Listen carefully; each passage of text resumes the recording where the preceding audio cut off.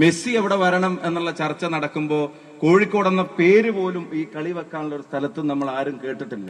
ഈ കോർപ്പറേഷനെ സംബന്ധിച്ചിടത്തോളം ഞാൻ പറയുന്നു, ഈ നാട്ടിൽ കോഴിക്കോടിന്റെ ഒരു ലെഗസി, പാരമ്പര്യം, അതിന്റെ ചരിത്രം, അതിനെ ഭാവിയിലേക്ക് ബന്ധിപ്പിക്കുന്ന ഇടപെടലുകൾ നടത്താൻ ഇവിടെയുള്ള കോർപ്പറേഷൻ ഭരണങ്ങൾക്ക് കാലാകാലങ്ങൾ കഴിഞ്ഞിട്ടില്ല. ഒന്നും വേണ്ട, കേരളത്തിൽ വലിയ ചർച്ചകൾ നടക്കുന്നു.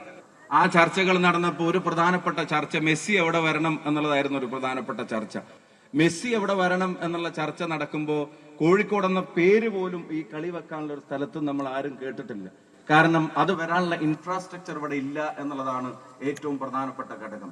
അങ്ങനെ ഒരു ഇൻഫ്രാസ്ട്രക്ചർ ഒരുക്കാൻ ഇവർക്ക് സാധിച്ചിട്ടില്ല.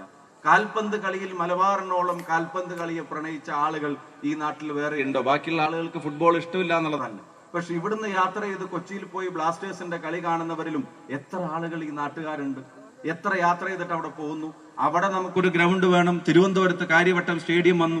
കോഴിക്കോട് പോലൊരു സ്ഥലത്ത് പരിപൂർണമായ സൗകര്യങ്ങളോട് കൂടിയ ഒരു ഇന്റർനാഷണൽ മാച്ച് സംഘടിപ്പിക്കാൻ കഴിയാവുന്ന ഒരു സ്റ്റേഡിയം എന്തുകൊണ്ട് കോഴിക്കോട് വന്നില്ല എന്ന് ചോദിക്കുമ്പോൾ നിങ്ങൾ ഒരു കാര്യം തിരിച്ചറിയുക. 5 പതിറ്റാണ്ടോളം അടുപ്പിച്ച് കോർപ്പറേഷന്റെ ഭരണം നമ്മൾ കൊടുത്തു, ഈ നാട്ടിലെ ജനത കൊടുത്തു. അതും വേണ്ട, കോഴിക്കോട്ടെ പൊളിറ്റിക്കൽ മേൽക്കോയ്മയുടെ കാര്യത്തിൽ കഴിഞ്ഞ 20 വർഷമായി കോൺഗ്രസിന്, ഞാൻ തുറന്നു പറഞ്ഞാൽ കഴിഞ്ഞ 20 വർഷമായി കോൺഗ്രസിന് MLA-മാരെ ജയിപ്പിച്ചെടുക്കാൻ പോലും സാധിക്കാത്ത തരത്തിൽ CPM-ന് എല്ലാ പിന്തുണയും ഈ ജില്ലയിലെ ജനങ്ങൾ കൊടുത്തു.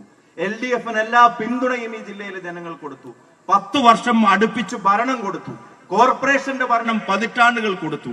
അപ്പോ MLA-മാരുടെ എണ്ണം എത്രയോ കാലമായി നിങ്ങൾക്ക് ഏറ്റവും കൂടുതൽ കിട്ടുന്ന ഒരു ജില്ല. ഈ കോർപ്പറേഷന്റെ ഭരണം എത്രയോ പതിറ്റാണ്ടായി നിങ്ങൾക്ക് കൂടുതൽ കിട്ടുന്ന ഒരു ജില്ല. അവിടെ ഇവിടുത്തെ ചെറുപ്പക്കാർ ആഗ്രഹിക്കുന്നത് പോലെ ഒരു ഇന്റർനാഷണൽ സ്റ്റേഡിയം പോലും കൊണ്ടുവരുന്ന തരത്തിൽ കോഴിക്കോടിനെ ഒരുക്കാൻ നിങ്ങൾക്ക് സാധിച്ചിട്ടില്ലെങ്കിൽ കോഴിക്കോടിനെ സംബന്ധിച്ചിടത്തോളം നിങ്ങൾ ഒരു പരാജയമായിരുന്നു എന്നുള്ളത് ഈ നാട്ടിലെ ചെറുപ്പക്കാർ വിലയിരുത്തുമെന്ന കാര്യത്തിന് സംശയം വേണ്ട. പ്രാദേശികമായും തീരദേശത്തെയും കടപ്പുറത്തെയും ഇഷ്യൂസ് ഒക്കെ നീണ്ടു കിടക്കുന്ന ഒരു പട്ടികയാണ് നമ്മുടെ മുമ്പിലുള്ളത്. സംസ്ഥാനത്തെ രാഷ്ട്രീയ സാഹചര്യങ്ങളും ഐക്യ ജനാധിപത്യ മുന്നണിക്ക് അനുകൂലം തന്നെയാണ് എന്നുള്ള കാര്യത്തിന് ഒരു സംശയം നിങ്ങൾക്ക് വേണ്ട. ഇവിടെ ഉണ്ടാവുന്ന വാർത്തകൾക്കപ്പുറത്തേക്ക് വളരെ പ്രധാനപ്പെട്ട ചില ചോദ്യങ്ങൾ ഈ നാട്ടിലെ ജനങ്ങളുടെ മുമ്പിൽ നമ്മൾ ചോദിക്കാൻ ആഗ്രഹിക്കുന്നു. ജനങ്ങൾ ഇവിടുത്തെ ഗവൺമെന്റിനോട് ചോദിക്കാൻ ആഗ്രഹിക്കുന്നു. അങ്ങനെ ചോദിക്കാൻ ആഗ്രഹിക്കുന്ന ചോദ്യങ്ങൾക്ക് ഇവിടെ നിന്ന് ഉത്തരം കിട്ടുന്നുണ്ടോ നിങ്ങൾ പരിശോധിച്ച് നോക്കുക.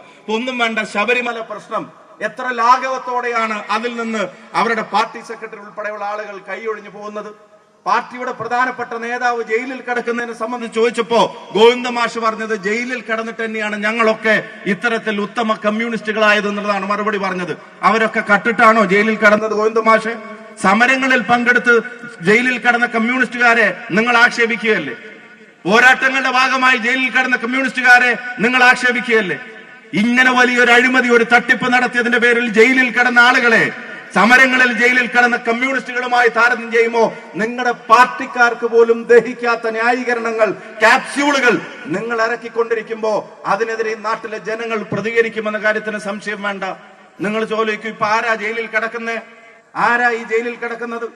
ഞാൻ മുമ്പ് പറഞ്ഞിട്ടുണ്ട്, ജയിലിൽ കിടക്കുന്നത് DYFIയുടെ പഴയ സംസ്ഥാന വൈസ് പ്രസിഡന്റ്, ജയിലിൽ കിടക്കുന്നത് പാർട്ടിയുടെ പഴയ ഏരിയ സെക്രട്ടറി, ജയിലിൽ കിടക്കുന്നത് നിങ്ങൾക്കറിയാം പാർട്ടിയുടെ ജില്ലാ സെക്രട്ടേറിയറ്റ് കമ്മിറ്റി അംഗം, പാർട്ടി MLA ടിക്കറ്റ് കൊടുത്ത് MLA ആക്കിയ ഒരാൾ, പാർട്ടി എഴുതി കൊടുത്ത് ഗവൺമെന്റ് ഇവിടുത്തെ ദേവസ്വം ബോർഡിന്റെ പ്രസിഡന്റ് പദവിയിലേക്ക് കൊണ്ടുവന്നിട്ടുള്ള ഒരാൾ. ഈ ഗവൺമെന്റിന് ജനങ്ങൾ ഒരു സന്ദേശം കൊടുക്കും. ഈ തെരഞ്ഞെടുപ്പ് കഴിയുമ്പോൾ എന്തായിരിക്കും ആ സന്ദേശം? ആ സന്ദേശം കൃത്യമായിരിക്കും.